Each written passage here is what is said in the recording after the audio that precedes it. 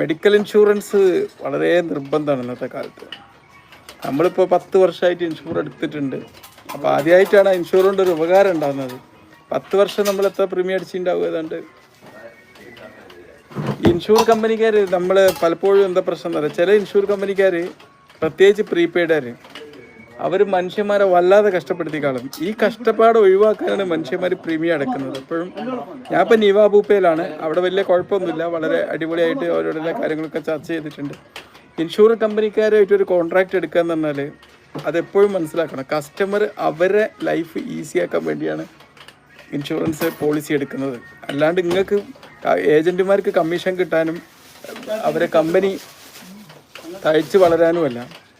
അപ്പോൾ ഗവൺമെൻറ് പുതിയ നിയമം വെച്ചിട്ടുണ്ട്, എല്ലാ ഹോസ്പിറ്റലും എല്ലാ ഇൻഷുറൻസും എല്ലാം ക്യാഷ്ലെസ് ആക്കണം എന്നുള്ളത്. അത് പലപ്പോഴും ഇന്ന് പല ഹോസ്പിറ്റലുകളും ഇംപ്ലിമെൻറ്റ്